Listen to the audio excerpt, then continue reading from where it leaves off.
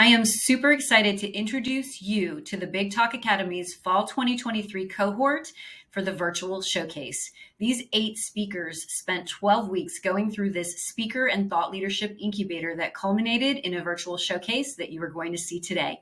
These speakers and these big talks are going to inspire, entertain, motivate, educate, and change how you think. I cannot wait to hear what you think about each one of these big talks. Enjoy.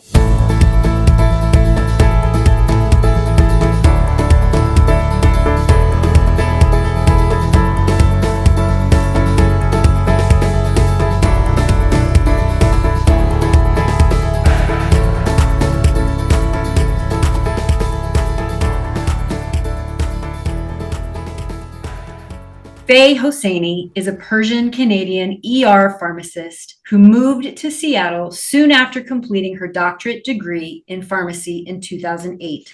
She won the Staff Excellence Award 9 times for her dedication to patient care. She is also a certified coach, speaker, and host of the podcast, A Dose of Perspective. Please welcome to the stage, everyone, Fay Hosseini, When Heartache Illuminates the Truth, Second Chances to Reclaim Life.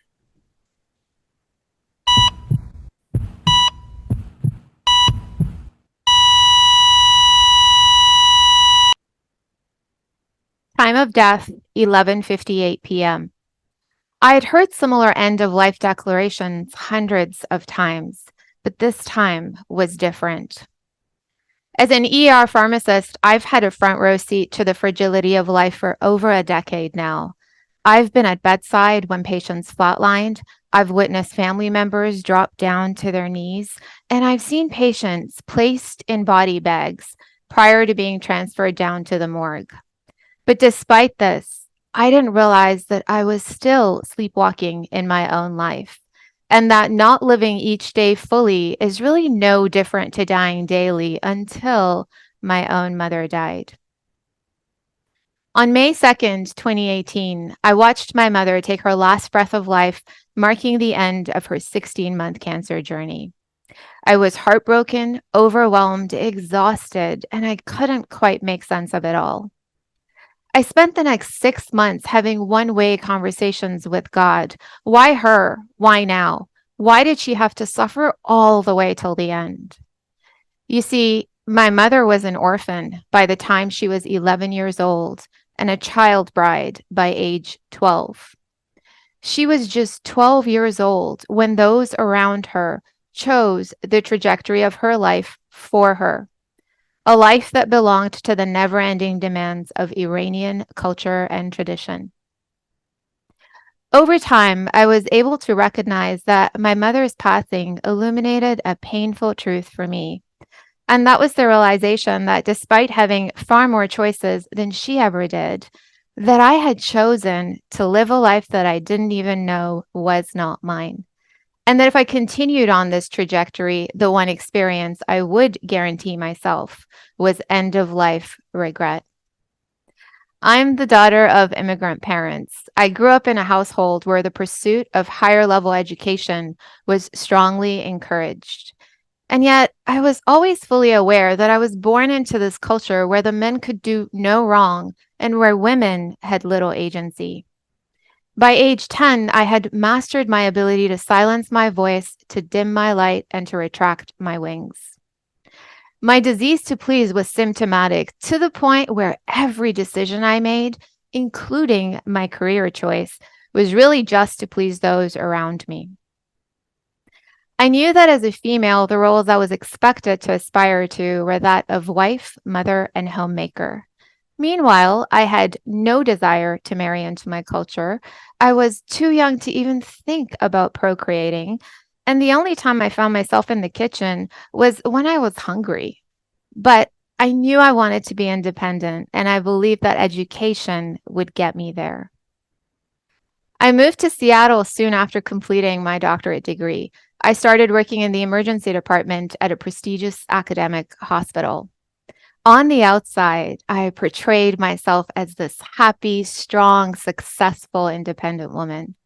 But on the inside, I was at war with myself, struggling to find the balance between what I wanted or what I thought I wanted and the life that culture and tradition kept reminding me I'm supposed to want. After my mother died, I realized that I had spent over half my life trying to please her, my father, and all the ancestors that came before them. And when I didn't, I found myself marinating in the quicksand of shame. At the age of 41, I came to understand that this ancient book of conduct, this manual of life that I had accepted without question almost always, gave my agency away to those around me. And that the only reason I never questioned any of it boiled down to one thing: the fear of rejection. I didn't know that I had overlooked one simple truth, and that is that no one can ever reject us unless we reject ourselves first. And that even though the fear of rejection can be so overwhelming, it does not compare or even come remotely close to the pain and anguish of end of life regret. When we find ourselves face to face with that brick wall of death, when we realize the life that we lived was never about us, but about those around us.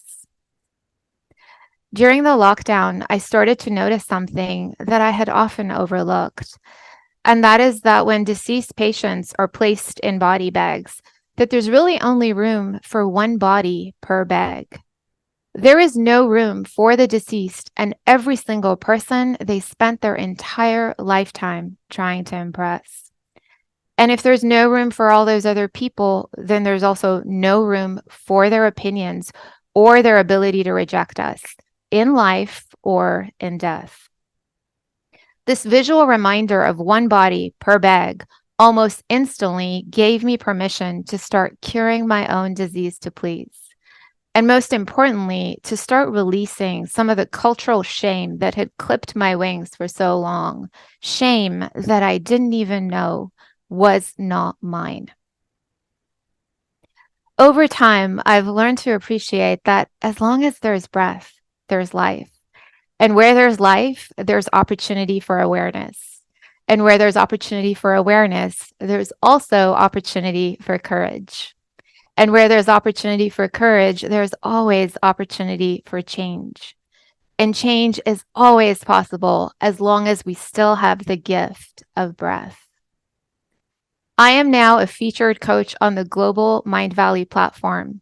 I speak on big stages and I host my own podcast. I'm using my voice to empower women and young girls especially to rise and shine and trailblaze legacies they never dreamed possible. I'm using my voice for impact. I'm using my voice because I can. Losing my mother was the life event that shook me to the core and brought me to my knees. I was finally wide awake. But it's important to know that we all have the choice of re-examining these ancient books of conduct and the familiar patterns we've opted into at any point in time. And that the only approval we ultimately need to honor our truth and to chase our dreams is actually our own. By being more intentional with our choices, by having more self-compassion and the courage to step into what's been our birthright all along, we can turn the possibility of end-of-life regret into our greatest motivator for change. Thank you. Amazing, Faye. Amazing. Such great work. Set looks amazing. Sounds great. Wardrobe is awesome. The opening of your talk was incredible. I felt it in my body. That is such a powerful way to open this talk. Also, the way you laid out the content was very easy for us to follow. And you set us up that you've been around death a lot at the very beginning. So then when you talk about you living a life that wasn't fully fulfilled, it's really powerful.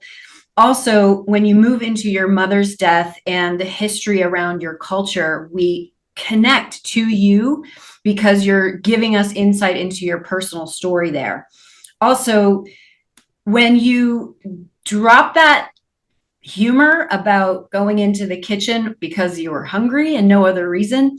We do need humor at that point in the talk. It was perfectly placed. However, give us a minute and play with that line just a little bit more. I think you could be more playful with the way you deliver that line, because it is very funny.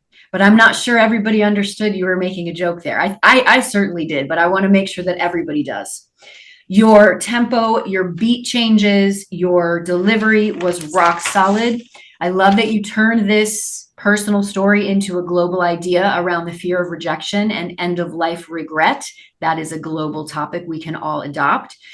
Also, describing the body bag and how nobody else can fit in there. So why are other people's opinions fitting in there? That was so poetic and fantastic. The opportunity for life, for courage, for awareness and change, and you using your voice for impact. That was all amazing. It was wrapping up.